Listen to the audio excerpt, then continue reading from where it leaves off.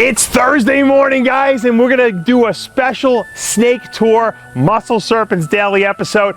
I haven't done a snake room tour in a long time. A lot of people have been asking me, hey Dave, let's take a look at your snake room, show us around. All right, well, I got my grapefruit tree right here. I pulled the grapefruit off it the other day that was ripe. These are still maturing. I have my avocado trees over there, and I have my red ruby oranges here. This is one of the advantages of living here in Florida. But right now we're gonna go look at Reptile, so come with me. We're gonna go into my building. By the way, this is my building. When I moved in here, you can show the building. This was just an empty shell. It was an RV garage, basically. And we built out the inside to have 2 floors.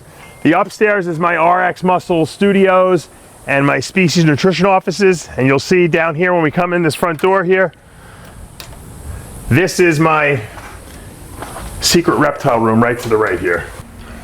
Oh, come on. All right, so this technically is snake room 1, okay? Although there's no snakes in it right now. There's a lot of packing supplies because we send out a lot of other stuff other than snakes here. I have 1 rack in here. This is my winter rack. I try to put the stuff that needs to be cooler because this room is where the air conditioning unit is. So I have my air conditioning thermostat right here. Now I have a special air conditioner in this downstairs area that actually enables you to control humidity. So I can keep the humidity a little higher because, as you guys know, the air conditioning just sucks all the humidity out of the air. I set the humidity on 70, which is the highest you can set it on. It's never at 70. I still have to run a humidifier, but at least it's better than like normal air conditioning, which would take it down to almost 0. When I keep the door to that second room shut, which is right now, those rooms stay warmer, this room stays cooler. In the winter, I open up all the doors. This enables the whole place to cool down more, and I could do my drops. Because remember, in Florida, it's warm all the time here. So we still have to do temperature drops. The way I do it is I use the air conditioning. All right, let's go inside. I have my little Game of Thrones bend the knee, House Palumbo, and let's entree. Now, when I was building this room, I knew that one of the most important things was to set up a good sink system. Peter Call at his facility, he's got a 3-level facility in Maryland, which is unbelievable. He has a sink on every aisle. He probably has 50 sinks in his place. And I was like, what do you have this many sinks for? He goes, you'll see. And he's right. So it's important to have good sinkage. Now, I have one big one here because what I want to do is I want to be able to put like a V70 tub in here and clean the whole thing out, the ball python tubs. So that fits perfectly in here. And then I have another sink in case I want to fill 2 things up at the same time, or whatever the case may be. Sometimes I'm soaking something in here. I want to clean in here. I have that ability. I have some cabinets so I can store stuff. I have a little bit of shelving here. And of course, you got to have your refrigerator, right? Because in the refrigerator right here, if you want to take a peek inside mine, you can see I have some antibiotics. I keep some of the dog food that I actually feed the blue-tongued skinks in here. But I have syringes for if I have to administer any antibiotics. It's always good to have that. And then in my freezer, I have all my frozen rats and mice and all that stuff. So you got to have one of these. It's very important. All right. Now, snake room 2 is the big room. Okay, this is where I have all my big snakes. I have the most square footage in this room, and I set it up. If you look, you can even see on the ceiling. I have plugs. Okay, up high, so I don't have to have wires on the floor. And if you look on the walls, all the rack systems have the plugs up high, so I don't have to have cords that are falling on the floor. If any rodents ever get out, they're not going to chew the cords because the cords are up high. This room was developed so that I can have a center aisle at some point when I have a lot of reptiles, and I can just plug them in right up there, right above, all down here. This could actually be a double row of racks facing this way, but right now I don't have as many racks, so I don't need to. Now I have all my big snakes here, so a little fly paper, get a few flies once in a while. Got one right there. All right, so these are freedom breeders. I have boas in here mostly. I have a couple of carpets in there, but the carpets I like to put in cages. I'll talk to you about that in a minute. Freedom breeders, and I believe in buying used if they're available. So I bought a couple of these from various breeders around the day, around Florida. I've rented trucks and gone and gotten them because you know what? Why should I spend crazy amounts of money if other people have them for sale? So when I see something for sale or someone's selling their collection, I get in there and I buy the racks because that's important. These are actually Vision boa racks, boa tubs. They pull out. They're not like a drawer. I like these. They're not quite as big as the Freedom Breeders, but they're very easy to use. And once again, they're easy to clean. They're all plastic. I can actually roll these outside and I can hose them down. These are heavy. These are metal. You know, they're bigger. They have more surface area in here. But obviously, you're not taking these things out and necessarily hosing them down because they don't move so easily. So, once again, I don't have to have everything matching. And then this is one of the racks that I bought recently, one of the used racks. I have nothing in there now, but these are like almost like the V70 Vision racks. And eventually I'll put the male boas usually stay in this their whole life. The females go into the bigger racks. Now on this side of the room, I set it up so that I have all my cages. These are Vision cages. The 4-foot cages right here are for carpet pythons. I like to give, carpet pythons like to move around. They like a little more height to their space that they live in. And I like to give them that room. As you can see, I have carpets in here. I have a bread light up here. I have some olive pythons, male olive pythons I keep in these also until they get bigger, and then I have to go a little bigger sometimes. So all my carpets are in these cages. Then I go to the 6-foot cages, and I have two different types of 6-foot cages. Some are a little wider than others. Here's one of my big male head albino olive pythons. I actually have a boa in one of these up here. She'll probably go back to another Freedom Breeder cage, but for now, she kind of picked this cage the other day. It was open and she went into it, so I left her in there. She's pretty big.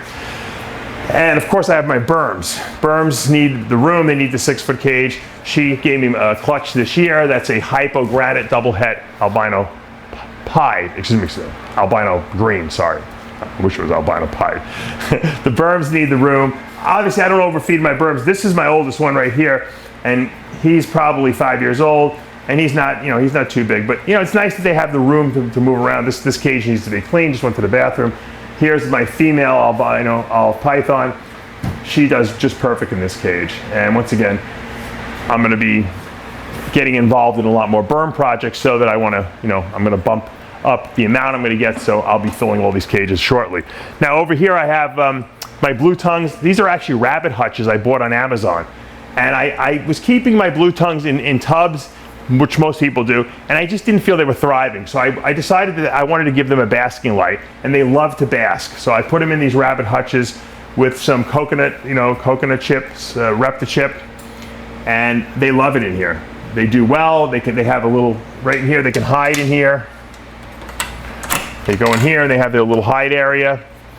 And if they want to come out, they can come out. They got water and they got food and they can bask. And they seem to be doing really well. Hopefully, maybe I'll get them to breed this year finally. Fingers crossed. The problem sometimes is when you have a room like this, sometimes certain animals need it to be cooler, some need it to be warmer. That's why I have room 1. This winter, I'm going to really make that room cold because I want the olive pythons in there, the skinks, and I want the my breadlie. Those are animals that need to be cooler. Otherwise, they don't breed. And I haven't had luck with the olive pythons, and I haven't had luck with the skinks because I think I haven't gotten them cool enough. This year, that's all going to change. And let's go into this room here. This is snake room I call 3. And as you can see, I have my 2 incubators set up here. Actually 3, but I don't really use that. That's my kind of my backup one. This is my first one, but when I only had a couple of clutches eggs. These are my sea serpent and hot box incubators. These are, I guess, considered hot box incubators, and these are fantastic. I have 2 of them. I bought this one first. I should have bought a big one the first time, but I bought this one when I was in New York. When I moved down here, I ran out of room in there pretty fast, so I had to get a second one. Who knows, next year I'll probably need a third one. And these are great. They keep very accurate temperatures. I have no problem. What I usually do is I put a little tub of water in there just to keep the humidity high, and I never have a problem with them. One of the few new racks that I've actually bought recently that was kind of expensive was this from ARS Racks. This is a hatchling rack. I bought this one. I love it. I understand why people buy new racks because they slide nice and easy. They're clean, and I'm pretty clean anyway. So this is great. I just needed the room. I have too many babies. So I needed to have some extras. I didn't want to skimp. I said, you know what, I'm going to spend the money. But mostly, if you notice, I have a lot of Visions from my ball pythons. Most of the ball pythons live their entire life in these Vision racks. These are the V70s. I have V35s, which I put the If you come over here, you'll see the V35 is just kind of like a half of the size of this. This is where all the males will spend their entire life in these V35s. I grow the females up in them, and then I move them into V70s. Some of these over here are ARS, you know, racks, and they're older. I bought these, once again, off of someone who was selling their collection. And, you know, some of them are great, some of them are not so great, but you know what? I got them for a good price, and I think that for the amount of snakes I have, sometimes you got to economize. I'd rather buy a much more expensive morph snake and use some racking that maybe cost me a little less money. I'd rather take the money and put it toward that. Once again, I have a couple, these were used, okay, that I had gotten from someone that didn't want them. So I purposed them, and this is nice ARS. It's got, you know, it's got a little rust spot here or there, and some people it bothers, but not me. You know, I sanded it down, I made it look nice, and once again, it serves its purpose. This rack here, I bought, and I actually had to buy new heat panels for it because the heat panels looked kind of grungy, and I didn't want to take a chance of starting a fire. So these are all the heat panels in the back have been replaced with brand new, and that's really all you need. The rack itself is just a rack. I mean, the heat panels are really what you want to work, because that's the thing that can actually cause a fire if they're faulty, or you can kill your animals too. So that's pretty much how I do it. Most of my thermostats are Herpstats 2. I have a Herpstat 4. I have a couple of Vivarium ones that I kind of inherited from other people, and I like those too. I like the Herpstats and the Vivariums. They work great. The best one I have is the Herpstat 4. They really up their game with that one. It's much more intuitive on how to use it and how to adjust it. And once again, I have these carts. I know all you reptile guys have carts like this. These all-purpose carts are awesome. You can get on Amazon really cheap. You put your cleaning supplies there. You got your paper towels. Luckily I have filtered water throughout my whole house and my snake room. So I just fill these jugs up with the water that comes out of the faucet, and that's how I fill my snakes and give them more water. Of course, I have some hide boxes down here and some extra water bowls if I need it. I get phone calls coming in from the President of the United States. You know, you never know who. Donald, I'm showing people my snake collection. Can I call you back? Oh, you would like a Burmese python? No problem. Just make sure you have your permit. All right. So we'll get back to Donald later. And that's pretty much it. You know, I have a couple things. If you look at on the wall here, I have a little bit of a fan, a couple fans here, so I can just circulate air. I'll usually run this, especially when I'm feeding rodents and it gets very stagnant in here. I keep some air circulating here, but the truth is that there's good airflow from all three rooms. I have a couple like little things on the wall that I like, some snake stuff and some personal sayings that I think are good. I have my ultrasound machine here that I also bought used, which is a really nice unit here.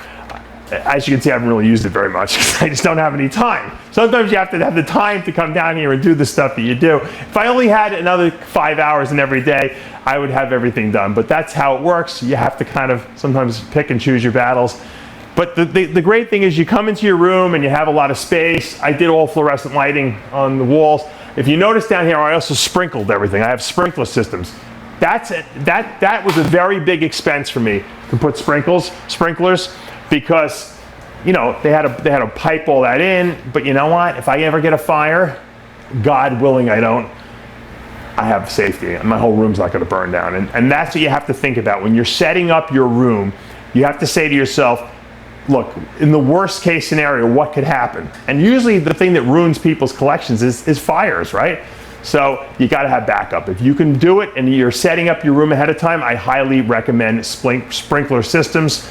And also, of course, I have cameras all over the place too. You got to put a security system in just in case someone tries to rob you. You can always have them on camera and you can catch it. And you know what?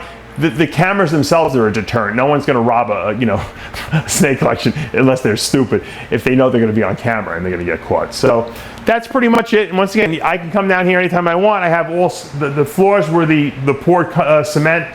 I just basically painted them. They get a little dirty, when I'm cleaning and stuff like that. But I can just mop it up. The worst thing you can have is like a wood floor or carpeting on the floor. I know people sometimes put snakes in their bedroom, but invariably the snake's going to pee and poop on the floor. You're going to spill water. You're going to drop a water bowl that's grungy with poop and pee in it. You don't want carpeting on the floor, and you don't want wood floors because they will warp. So think about that when you're setting up your snake room. I hope you guys are having a great Thursday. Tomorrow we'll be back and I'm going to show you my entire, or something from my collection. Hopefully we'll have something hatching or some new eggs on the ground. You never know what I'm going to come up with. We might even do another little science lesson. People seem to like the educational stuff that we've been doing lately, and I have no problem doing a lot more of that. Guys, make sure you hit that subscribe button, hit the like button, turn on your notifications, and we'll be back tomorrow morning.